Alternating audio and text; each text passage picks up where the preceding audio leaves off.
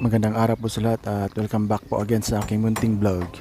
At sa araw na po to at sa vlog na po to ay gumagawa kami ng kulungan ng baboy, yung tangkal. Gumagawa kami ng tangkal kasi pagkawalay ng biik dito namin ilalagay. Kasi puno na yung mga tangkal namin. Wala nang mapaglagyan pag sila po'y iwawalay na. At ito po palang ginagawa namin na tangkal ay yung ano lang, DIY lang namin ni Papa. Yung mga ginagamit namin ng mga kahoy dito ay yung mga tira-tira lang na kahoy nung ginagawa yung mga tangkal namin dito. At may ano pa nga dito, yung kawayan. Kasi wala na kaming ibang kahoy. Kaya yung kawayan na lang ang aming inalagay dito sa kanyang bubong. At yung yero na nagamit namin dito ay 8. Dalawa yung 8 feet at 6 yung 12 feet. So medyo maliit din talaga yung tangkal na ginagawa namin kasi para sa mga biik lang naman, pag mawalay sila dito ilalagay yung iba. Kasi may ititira si na mama pag pagkawalay ng mga biik. Yung 11 ibibenta at saka yung isa gagawing himorako o kukunin ng may-ari ng butakal. At saka yung dalawa siguro yung matitira dito. Nung unang baboyan namin ay 2 tangkal lang talaga yung nagawa namin. Kasi 2 lang yung baboy namin na inahin. Hanggang sa naging 3, hanggang sa naging 4, at ngayon ay nagiging 5 na yung aming tangkal para sa aming mga baboy. So parang padami na padami yung mga inalagaan namin ng mga baboy.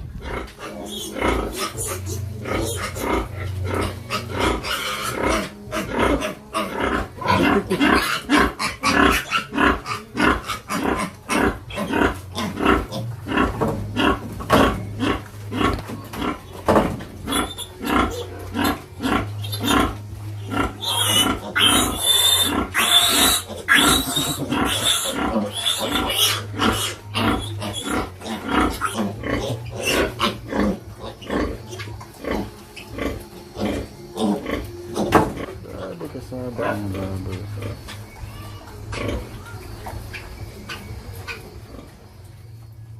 At yung yero na pinutol ni Papa ay dyan yan sa unahan ilalagay. At yan yung 8 feet. Kasi maiksi lang naman yung paglalagyan kaya pinutol namin yan. Buti na nga lang at linggo ginawa ni Papa tong tangkal. At nakatulong ako kasi umuwi ako sa amin. Pero sa mga susunod na araw ay di na ako makakatulong dito kasi babalik ako sa trabaho at siguro yung makakatulong dito ay yung kapatid ko. At kapag uwi ko ulit ay siguradong tapos na tong gawin tong tangkal na ginagawa ni Papa. At saka pwede na rin lagyan ng mga biik at hinihintay lang talaga namin na mawala itong mga biik namin. Sa tuwing si Papa ay nagpapako ay tinutukuran ko ng kahoy kasi mahina lang yung pundasyon ng 2x2 kaya ganyan.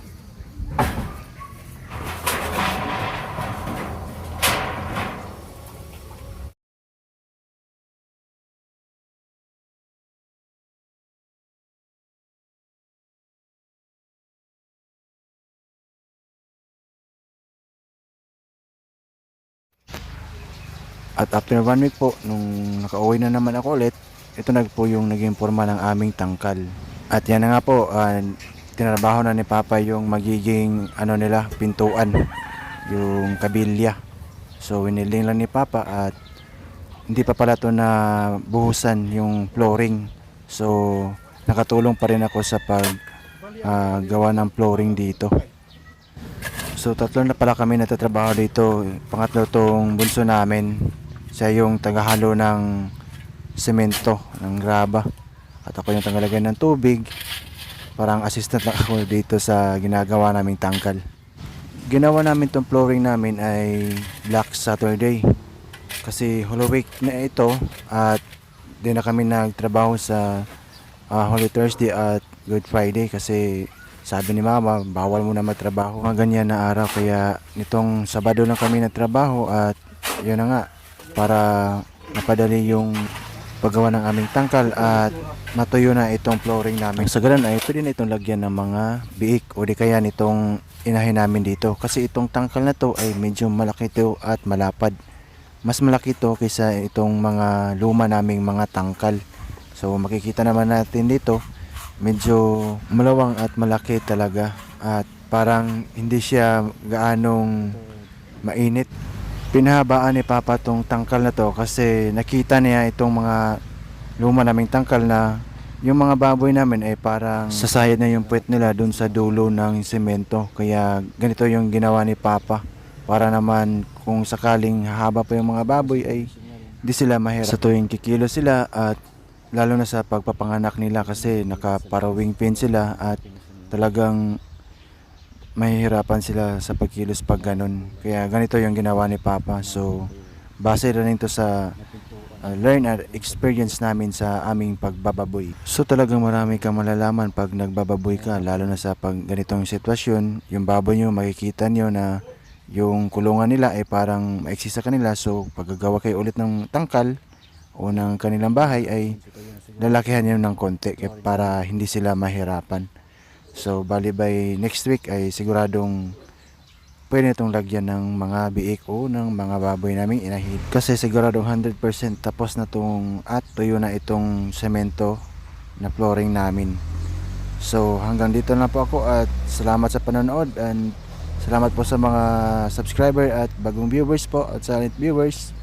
Thank you for watching and this is Rick Vlog. Bye-bye!